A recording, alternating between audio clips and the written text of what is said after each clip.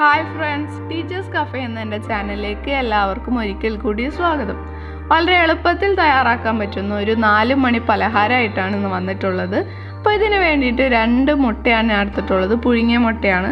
ഈ പുഴുങ്ങിയ മുട്ട നമുക്ക് നന്നായിട്ട് ഗ്രേറ്റ് ചെയ്തെടുക്കണം. ബീട്രൂട്ടൊക്കെ ഗ്രേറ്റ് ചെയ്തെടുക്കുന്ന അതിൽ വെച്ച് ഗ്രേറ്റ് ചെയ്തെടുത്തതാണ്. അല്ലാന്നുണ്ടെങ്കിൽ ചെറുതായിട്ട് അരിഞ്ഞെടുത്താലും മതി. ഇത് നമുക്ക് വേറൊരു പാത്രത്തിലേക്ക് മാറ്റാം.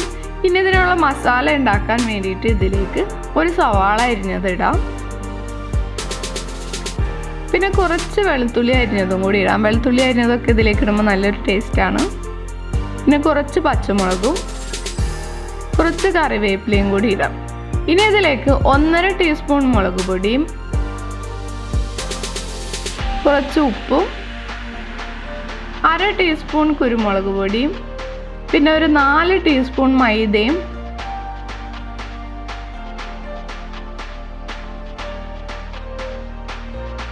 2 ടീസ്പൂൺ കോൺഫ്ലോറും കൂടി ആഡ് ചെയ്യാം. കോൺഫ്ലോർ ഇല്ലാന്നുണ്ടെങ്കിൽ കുഴപ്പമൊന്നുമില്ല, പക്ഷേ കോൺഫ്ലോർ ഇടാൻ നല്ലൊരു ക്രിസ്പിനെസ് കിട്ടും.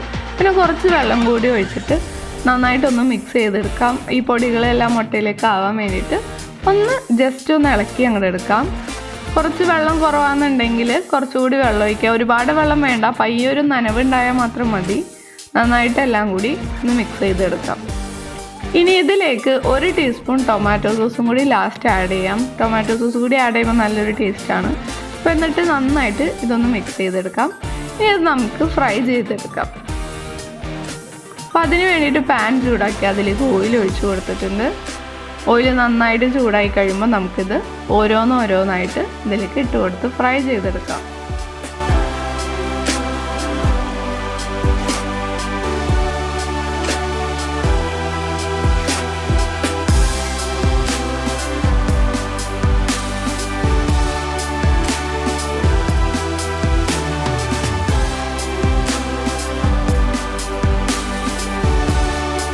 ഒരു സൈഡ് വെന്ത് കഴിഞ്ഞിട്ടുണ്ടെങ്കിൽ പയ്യെ മറിച്ചിടാം. ഒരുപാട് വേവൊന്നുമില്ല ഇതിന്, ഒരു 5 മിനിറ്റിനുള്ളിൽ തന്നെ റെഡി ആവും. അപ്പോൾ ഓരോ സൈഡും മറിച്ചിട്ട് കൊടുത്ത് നന്നായിട്ട് ഫ്രൈ ചെയ്തെടുക്കാം.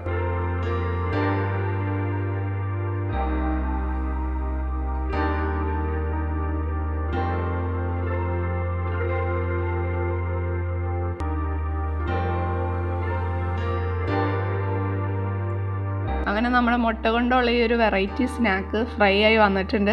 നമുക്കിനി ഇതെടുത്ത് വേറൊരു പാത്രത്തിലേക്ക് മാറ്റാം. 4 മണിക്കൊക്കെ വൈകുന്നേരത്ത് കടിക്ക് വേണ്ടിയിട്ട് പെട്ടെന്ന് നമുക്ക് തയ്യാറാക്കി എടുക്കാൻ പറ്റുന്ന ഒരു ഡിഷാണിത്.